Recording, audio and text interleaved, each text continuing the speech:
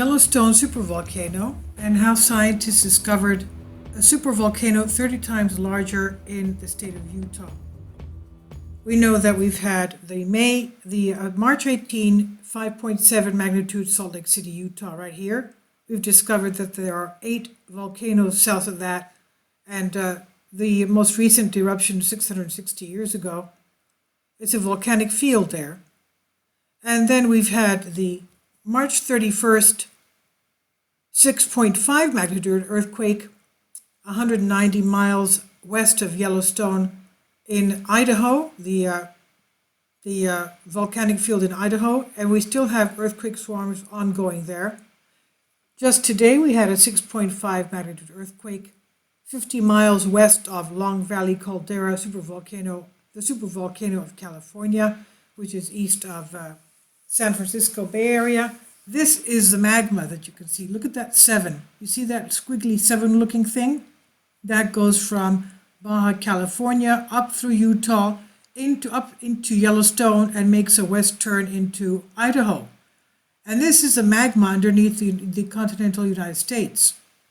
Look at the East Coast, where we've been having earthquakes lately. This is the segment, cross-section from Baja through Utah into Yellowstone, and you can see the left-hand side there, how shallow it is under Yellowstone and Idaho. So, what's going on there? Yellowstone volcano and the discovery of a supervolcano 30 times bigger than Yellowstone in Utah. We know Yellowstone supervolcano is best known for being the deadly caldera below the states of Montana, Wyoming, Montana, Idaho, Utah. Scientists, though, discovered there is another supervolcano that spreads 30 times larger below the western United States. The Yellowstone supervolcano gets its nickname as supervolcano because of the past super eruptions, and they could inflict global devastation if we had another super eruption, something that has happened 3 times in the past: 2.1 million years ago, 1.3 million years ago, and 630,000 years ago. We've also had a lava eruption 70,000 years ago, and another 80 eruptions since then. And they lead some to claim that it's overdue. But the U.S. Geological Survey is constantly monitoring Yellowstone. They have an observatory there, and it's a series of seismograph stations looking for any signs of changes that could suggest an eruption is on its way. But the geologists discovered there's another supervolcano on the continent of North America. Well, we have many, actually. We have the Valles supervolcano. We have the Long Valley Caldera supervolcano. We have an even other one between Canada and the United States on the East Coast, which is multi-caldera Yellowstone type supervolcano, but nobody talks about that. But anyway, we're talking now about this one here. The geologists discovered there's another supervolcano, and it's predicted to be around 30 times the size of Yellowstone caldera. Researchers from Brigham Young University found what they believe to be the world's largest volcano.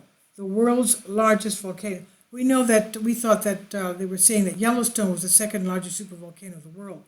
Now they say this one could be the world's largest, which collapsed and exploded in western Utah about 30 million years ago after 5,500 cubic kilometers of magma erupted near Wawa Springs.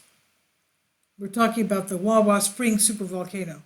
Professor Eric Christensen said in 2013, quote, "As far as we know, the Wawa Springs eruption is the largest known explosive volcanic eruption. What happened millions of years ago is hardly visible to the naked eye today, but underneath and in surrounding formations, the evidence is still around there." The study author Marion Beth said the sky would have been darkened for days, perhaps weeks, because of the ash cloud. So much ash in the atmosphere would have completely blocked out the sun, just penetrating the darkness. Then eventually, when all of the ash cleared out of the atmosphere, you would see this vast landscape of steaming hot volcanic ash. Professor Beth said there was unimaginable devastation over a flat landscape covered about 12,000 square miles in western Utah and also eastern Nevada.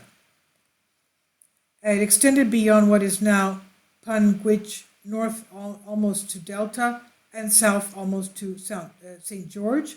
It took around 30 years and 600 students of their summer field course to map out the geology and find the remnants of this supervolcanic eruption. The mapping of 5 mountain ranges led to the discovery of a caldera, or a huge hole in the landscape, lying across the Utah-Nevada state lines, measuring around 30 miles across, 3 miles deep.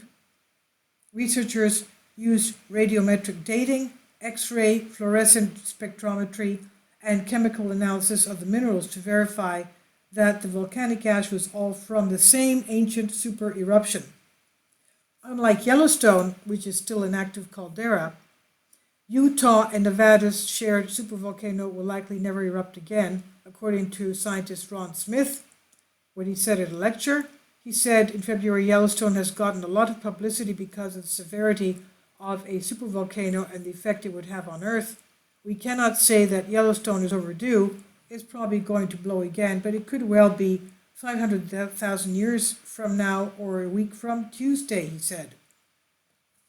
According to USGS, the probability of another supervolcanic eruption from Yellowstone in the next few thousand years is extremely low, they said.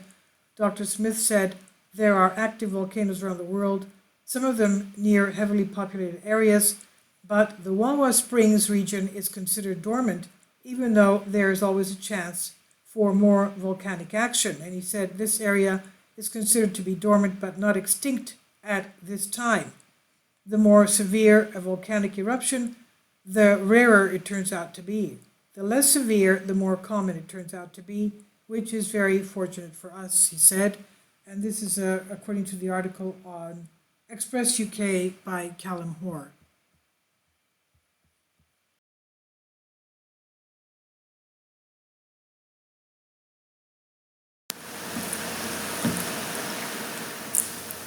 If you'd like to join me on my Patreon account, you will hear content not covered by mainstream media. These riveting stories will be based on my research, and I will state my opinions and give my personal insight on diverse and controversial subjects and world events not covered by mainstream media, and not supported by YouTube guidelines. So whatever I have on my Patreon, most of those will not be on my YouTube channel. Please consider becoming a member today. More of the most significant and important videos will be on my Patreon channel. Your support helps me to continue my research and keeps this YouTube channel alive. And we depend on your support, your generous charity, because we help economically challenged families here in Athens, Greece, in Utcatdad, and we also help the young generation with university tuition and the community around our church. Thank you.